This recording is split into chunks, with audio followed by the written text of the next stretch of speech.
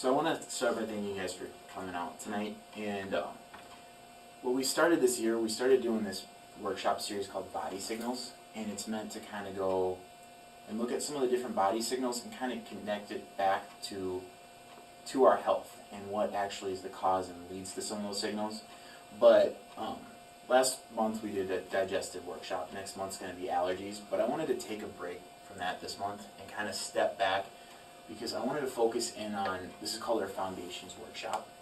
And last week I kind of went around and asked a lot of patients who were coming in why they were coming in to get adjusted. And the reason we asked that question is because we wanted to get it across that we're adjusting you for what you're dealing with today, yes, but we want to help create a better tomorrow, and that's a big reason that we show up to adjust you. And this really hits on that, and it kind of focuses on what our tomorrow is going to be like and the steps we can take today to kind of set the stage for that. And the purpose of this talk isn't just to give a bunch of information, because the purpose is actually to be more transformational. So if you walk away today and you say, this is just a lot of information and this is interesting, but you don't actually go and change anything, then I didn't do my job. And that's kind of the goal tonight, because it's going to change the way you think about your body, health, and also your health care. And what I ask is that you come tonight kind of prepared to learn, because we don't just want you to learn the information, but we want you to learn it in a way that you can turn and teach it, because we kind of see everybody walking around in society today, and we know there's a lot of sick people out there, and there's a lot of people that need help, and we want to be able to get them that information, and that's where we need your help too. And I'm going to start today by focusing on three big things, and these are things that you'll hear me talking about just every day as we're adjusting you to. But if we were to kind of take chiropractic and break it down into three basic things, these are the areas that we look at. The first one is that you're intelligent and you're extraordinary. And I think in healthcare today, we've kind of lost touch with that, and we've lost touch with the intelligence of the body, because we have this intelligence inside of us that started from day one, that took us from 2 cells to you in 280 days, and it continues to keep us functioning and alive. And if you ate lunch today, when you put food in your mouth, your body knew exactly what to do with it. It knew how much insulin to produce, it knew what to do with the amino acids, it knew what to do with the essential fatty acids and how to break all that down. We don't have to think for our blood to pump, our heart to beat, our lungs to breathe, and it continues to stay with us and it keeps us alive. So even as you're sitting there, it's maintaining a pH, a temperature, a posture, a muscle tone. And our body is really extraordinary and intelligent, and that really plays into how we view health.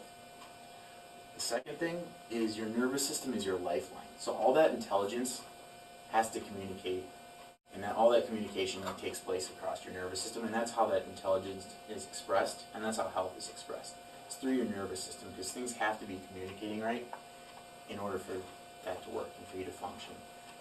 And the last one is that if you want a chance to have true health, you have to have a properly functioning spine and nervous system, because that's how all of that takes place. So we always talk about a family, if you want to be truly healthy, you should have your spine and nervous system checked to make sure there's no interference with that expression of that intelligence. And the next thing, I always like to show this when we're talking about chiropractic, and this is the quality of life trajectory. And I saw this once and it's pretty cool. And this is just basically, this is a pretty basic XY diagram. And over here we have QOL, or quality of life. And down here we have time in years. And we kind of have this idea in society today that as we age, our quality of life is going to slowly decrease over time. That's kind of what we think, is that as we get older, things are going to slowly get worse as far as health goes. I mean, some people, watch a minute, it goes down even faster. But one of the things I really want to get across is that this is possible, and that's possible as well. And this is something that, it's exciting because I actually get to see this pretty regularly every day. And there's I believe that there's two different lives in front of us. There's a life of possibility, and then there's a life of probability. The life of probability is the one where if you continue to do the same things you do over and over again, that's the life you're probably going to live. But there's also a life of possibility out there. And the life of possibility recognizes that there's things in place and there's things that you can change that if you implement them and you have a plan and you follow it over time, you can actually improve that quality of life. There's more possible, but it starts with what we do today. So that's a big one that I think we really lose sight of, because we just kind of see everybody else doing the same thing. We follow along that norm. But if we make the changes and kind of learn to recognize what those things are, we can over time increase the quality of life. And the reason why it's important to look at those outcomes and look where we're headed is because of this. This is if you ask anyone in healthcare today, this is kind of the general trend that we're seeing with the current model. And we can kind of go down this list. And the current model it's not working. It's failing. And we're starting to see trends heading in that direction. Does anybody have an idea what's going on with obesity in our country today? Going up? Going up? Yeah, it's going up. And it's going up in the tune of 60% over the last 9 years. And most of that is coming in the pediatric side of things, which is scary because obesity is one that ties in with a lot of the other things on the list. There's a direct tie-in with obesity and heart disease, obesity and cancer, obesity and diabetes. So we're seeing that on the pediatric front. That gets a little scary because that's the next generation that's coming up. Taking a look at heart disease. Millions of people die every year from heart disease. And how many of those people are on the heart medications, on the cholesterol meds, on the blood pressure medications, on all the other heart meds? All of them or all of them, basically. And do they just die on the day that they forgot to take those medications? No, it's something that's been building up, and we're starting to see that increase, which is even more frightening. Strokes, we're starting to see that go up. Same with cancer. The thing with cancer, too, that's one we kind of have this idea that we're winning the battle with cancer, but if you actually look at the stats, we're losing that battle. And the pediatric side of things is where we're starting to lose that one as well. And then allergies, give it another month here when it gets warmer and see what people are saying about allergies, which is why we're doing next month's talk. Asthma, we're seeing that go up too, huge. ADD, ADHD is going up. Autism is a big one that you're hearing about. In 1975, the odds of having a child with autism were 1 in 10,000.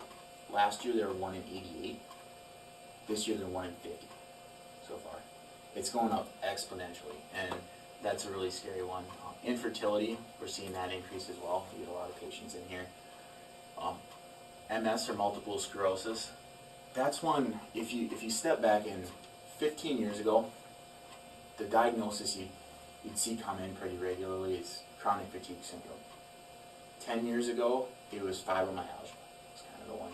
Lately, we're seeing a big increase in MS. It's kind of the diagnosis of the day we're seeing quite a bit of. Diabetes. Type 2 diabetes is basically going to be the cancer of the next generation. That's how prevalent we're starting to see things and the impact it's starting to make. Depression, we're seeing up. Autoimmune disorders up. Arthritis up. We're starting to see everything go increase, and some of them are increasing pretty rapidly. The current model isn't working, so that's why I really wanted to step back and take a look at some of the outcomes that we're aiming for, and what some of the research tells us, and what some of the brighter minds around tell us about the steps we can take to reach those outcomes that we're actually striving for. And this one I really like. And this one, if you guys take any concept away from this, this is the big one. Because once you understand this changes everything. Because this kind of changes your paradigm and your belief system. And our belief systems are what really drive our behaviors. And this one's pretty cool. It says that sickness is not the opposite of health. Sickness is actually the absence of health. So if we kind of take a look at it, let's say we have light and darkness. Darkness is not the opposite of light. Darkness is the absence of light. Darkness isn't a thing. You can't measure darkness. Light's a thing. It's organized photons of energy. And you can actually measure light, but if you look at it, darkness isn't a thing, it's just the absence of light. If you want to remove darkness, you can't go in and treat darkness. You have to add light. You have to promote light. Same thing. Sickness is the absence of health. Sickness in itself isn't an entity, it's a lack of health. So we can focus all our time on one side trying to treat sickness, or we can look at ways to promote health, or look at what's interfering with the expression of that health. So a lot of times there's something getting in the way because we're naturally designed to be healthy. And what we're looking at is usually there's something that you innately need that you aren't getting, or there's something that's innately toxic that you are getting that your body's not able to adapt to. So that's what we do, is we look for those interferences in the promotion of health. And this is kind of the health equation. And there's three things that really come together, and they come together and produce basically what you're gonna experience as far as health goes. So there's three different areas with this. There's the genetics, which is your hardwiring.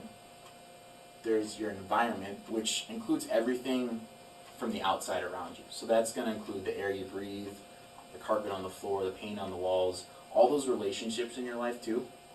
All that stuff around you that you have to interact with, that's what comes together and forms your environment. And then there's your lifestyle choices.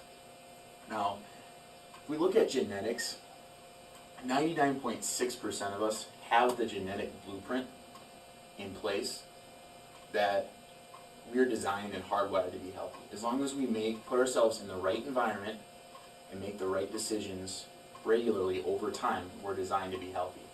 And when we're talking about genetics, we're talking about kind of the amazing blueprint that we have that's been passed down generation to generation, and it's been shaped over time to hardwire us and put us in a position where we can express health to make the right decisions. Our environment, so with genetics, that's something where we don't have a lot of control with. We can't change that. Taking a look at environment, we have limited control over that. If you put yourself in the right environment, your chances of expressing health and reaching those outcomes that you want go up. And then there's your lifestyle. And with your lifestyle, these are the ones that we can really control, the choices that we make. So that's what we focus on here in the clinic a lot, is those lifestyle choices, because we have no control over this. We have limited control over this, but we have complete autonomy over our lifestyle. We have control over that. So that's what we try to focus on, because that's what we can change. And then this is the lifestyle pyramid, and there's several levels to this. These four here on the bottom, these are the essentials that every single cell in your body needs to survive. And every cell, your cells are kind of like the bricks that make up the walls in your body. It's what you're made up of. And every cell needs food supply, water supply, air supply, and nerve supply in order to survive. Those are the essentials. Without any of those, instantly, it's gone. Second level here is the things that we have that impact how, if we can thrive. These are the choices that we make. So if we look at that lifestyle, it can basically be broken down into three different areas. What we eat, how we move, and how we think. Or what I like to say is what we choose to eat, how we choose to move, and what we choose to think. Those are the decisions that we make. That's what we control. And then this next one up here is the purpose. And the purpose is what kind of gives the human being part of things the being. This is what gives us fulfillment. And here our purpose and how we care for human beings is we're uniquely, we have the unique ability of, as a chiropractor, to be able to identify and remove that nerve interference and give you the best chance of expressing health. That's our purpose. That's why I come here every morning. That's why I stay here late every night. Because that's what we're trying to do, and that's our purpose. That's how we're reaching that fulfillment. And that's where we really take things to the next level. And our purpose here and our mission is to educate and adjust as many families as possible towards optimal health using specific chiropractic care. That's our mission statement. And here in our office, we take that first part, that education, very seriously, because we know that if we take the time to help you get your health and function back, it's just as important that we teach you how to maintain that, and we keep that health and function. And I'll make the argument every day that we can continue every single day to increase our health and our potential. So this is what we kind of like to call walk-around knowledge. So these are the three things with chiropractic that you hear us talking a lot about. And with these three things, if you understand these three, chiropractic makes complete sense. If you don't understand these, this is where it doesn't make a lot of sense to people. The three are: what is subluxation, what causes subluxation, and how do you correct subluxation?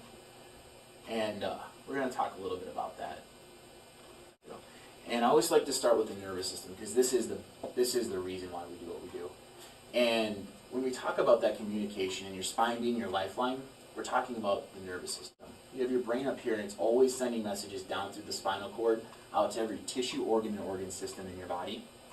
And those organs are always sending messages back up to the brain, and all that communication takes place across your nervous system. And I threw the fuse box analogy on here because it's an oversimplification of what we're talking about, but it works really well. So let's say tonight you went home, you went to turn on the light switch, the light doesn't come on. So you'll try to turn on the TV doesn't turn on. Go grab something to eat, fridge isn't working. Do you go around screwing in light bulbs and banging on the TV? No, you go down to the fuse box, you find where there's interference in that message, and flip the fuse. That's what I do. We see all these symptoms and all these things going on out here, but we're trying to figure out where the interference is in that communication that's preventing that from working the way it's supposed to, and is preventing it from being healthy. That's what we're looking for. And you see me talking about spines a lot. You see me carrying it around and throwing it around all over the place. But basically, your spine is your suit of armor. Because that nervous system is so important and so delicate, we have our spine to protect it. And up here we have our brain, and it's encased entirely in bone to protect it, because we have our skull. And then we have all the spinal bones and vertebra. And what it basically does is, if you look down it, it forms a narrow tube for the spinal cord, and then there's areas where the nerves can exit the spine. And in here we have the discs that act like spacers and give the spine, or give those nerves room to exit. And luckily for us, we're able to move, so we're not walking around all stiff. So we have joints in there that move around. But because there's joints, we can also have problems like the joint in the body. And it's actually really interesting, because you'll hear me talking about the curves in the spine, because we have 3 smooth curves in the spine that actually make our spine 16 times stronger when they're together, because it absorbs a lot of the stress we're putting on it from gravity. You should have one in your neck, one in your mid-back, and one in your low back. But the body's actually really intelligent, and we don't start out that way. When we're born, our spines look like this. And as we're developing through the developmental process, it kind of shapes and strengthens the spine. So the first thing a baby learns how to do is start picking its head up. So it starts strengthening and putting that curve in the neck. Next thing it does is it starts crawling, and we start seeing that low back one drop down. And through the developmental process, it puts those curves in the spine, and it actually makes the spine a lot stronger. And so when we have those joints in the spine, like we talked about, because there's joints, things can happen. And that's what we call a subluxation. That's what I'm looking for to adjust when I'm adjusting you and I'm checking you. And what a subluxation is, it's when one of these spinal bones or vertebra gets stuck out of place and it starts interfering with the nervous system, or that communication pathway for the body. And we see a lot of different things that occur with the subluxation. First thing is we'll see joint misalignment. So we'll see one of those joints get stuck out of place. We start seeing soft tissue damage. So you can see that here with the disc, where it starts affecting the soft tissues around it. We see inflammation and nerve irritation, which is the big one. That's what's cutting off that communication with the rest of the body. Muscle spasm is a big one you'll see. You see a lot of people with tightness or muscle spasms. The body's really smart, and it's there for a purpose. If one of these joints gets injured and it starts interfering with the body's ability to communicate, the body responds by causing those muscles to spasm or tighten up, and what it's doing is it's trying to splint and stabilize that area. So what do most people do? You go to the doctor, you get muscle relaxants to get rid of that defense mechanism. Now, you can go do whatever you want, and a lot of times you can see more damage. The other thing you do is you go get some pain pills, And what it does is it gets rid of the message that the body's sending you, telling you that there's something going on. So now there's nothing protecting it, you can't feel it, and that's where we see chronic things happen because it starts adding up and you keep hurting it over and over again. Then you get joint fixation, so it gets stuck in that position. And a big one that goes unnoticed is there's a lot of stress hormone production whenever something's injured.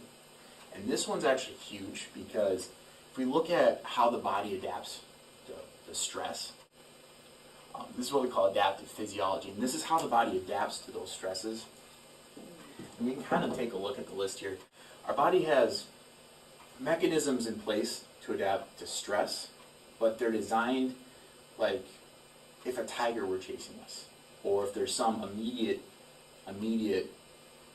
kind of alarming thing that we need to do to protect ourselves, which is brilliant, but it's not brilliant when we live our entire lives in that moment. Then it can become damaging because our body's all about balance, and when we're all in that fight or flight, stressed out stage, we start seeing effects.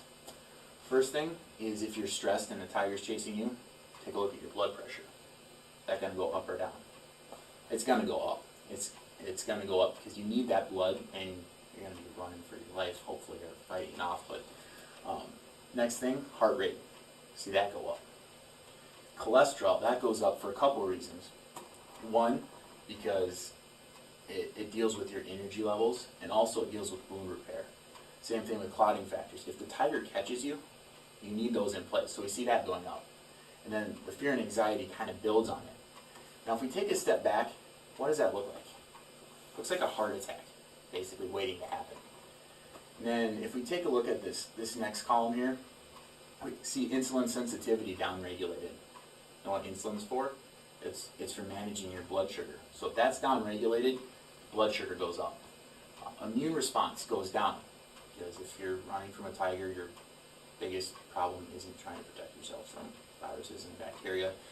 And that's why when you call in and you say you're sick, we want you to come in anyway and get adjusted, because by getting adjusted, it's actually going to boost your immune system. When I'm sick, I get adjusted more, not less, because there's something interfering and there's something not working right, and it'll actually, research has shown it's boosted your immune system 400% getting adjusted, because it removes that stress response and it increases a lot of the immune response too. Ability to learn and focus, how many kids do you see with that? So we're living in this chronic stressed out state. Digestion, reproduction, a lot of those things you're not going to need when you're stressed out running away from a tiger, or if you're in some other dangerous situation. Decreased serotonin, you see a lot of people with sleep problems too. And the problem is we're living our lives in this chronic state that was meant for protecting us and keeping us alive for a short period of time. And when we have chronic problems in our body, it just adds to that, and it releases stress hormone. And when we look at things that can cause subluxation, we do see the big things. We do see the car accidents and the sports injuries and the slips and falls, the things that you probably associate with chiropractors. But what we see more and more commonly is it's the cumulative effects of our bad habits, or the things we do every day that really start adding up.